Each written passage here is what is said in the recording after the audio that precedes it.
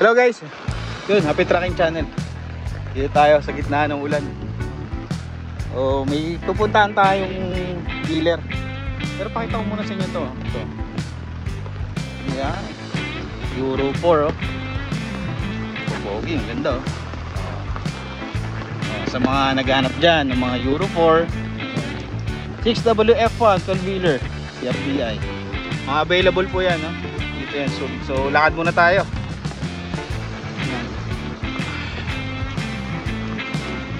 Napaka lakas ng ulan ngayon. Dito na nga pala yung pwesto ng truck boy. Ayan o.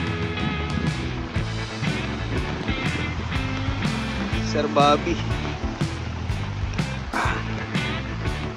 Pupunta tayo dun sa meron kasi tayong unit guys na nakapending under recon. Pinipinturahan na. So samahan nyo ako guys. Dito tayo sa tipo. Lalakad lang tayo para makatipid sa gasolina. Then yun know, may mga Euro 4 din talaga dito. Dami. So pupunta kayo dito, pwede din kayo maglakad-lakad din. Pero huwag naman sa ganitong panahon, sungit. Kaya naman lakarin yun. Basta pagkapunta nyo sa mismong gitna ng tipo, pwede na kayo maglakad. Ito, Asahi oh. Medyo matataas kasi yung presyo nila dito. Magaganda naman nga lang ewan ko.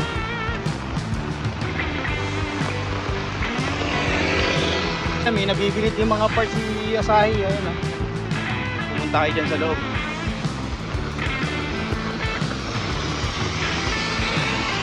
Tapos nandito na tayo. Dito natin sisilipin yung truck natin. Maulan. Yung banda. Nice. 6M70.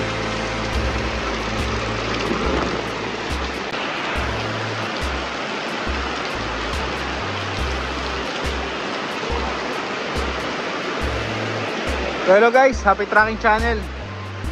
May ipapakita ko sa inyo ngayon no? So H-stud na 24 feet. Yan, 6HK1 to no, CRDI to. Pero hindi siya ano, hindi siya yung may DPD, wala.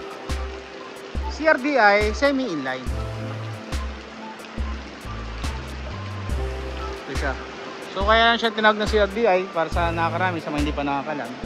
Common rail direct injection ang unit na ito. 24 feet. So guys, di natin malapitan masyado kasi umuulan. No? Ayan.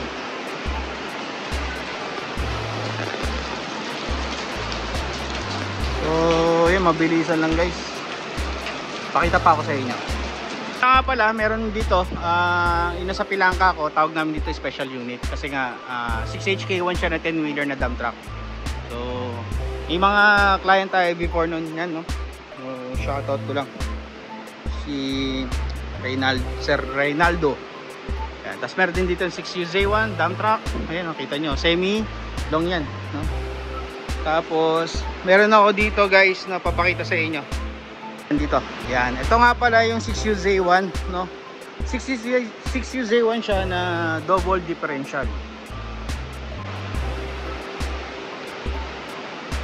Ayan, ito siya guys. Ayan. Double differential yan. 6UZ1 bumper light. Ayan. Wing band.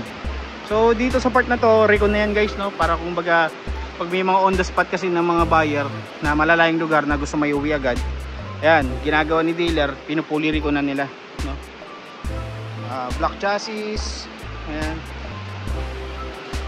Ayan, pinapinturahan na nila. So pag gantong double differential, ang alam kong presyo nila is nasa 2.2 million with original molye with molye no? So, sabi original molye daw, banana type siya. Double differential. Ito yung body nya. Tingnan natin yung kanyang chassis. Uy, Mukhang ano to. Okay. So, na-repair na rin yung bandang hulihan dito sa part na to. No? Tingin ko na-repair na siya. Kasi common kasi yung nabubulok yung mga ganito. Ayan. Hopefully sana gumagana din yung kanyang camera.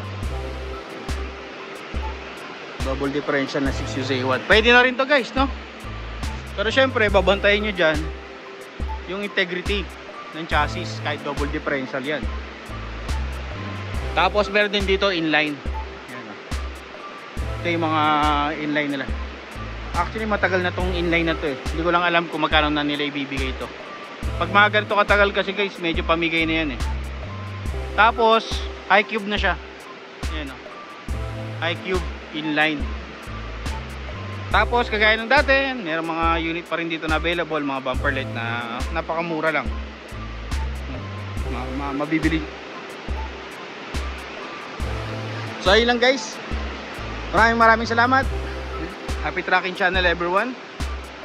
Thank you, bye bye, and God bless.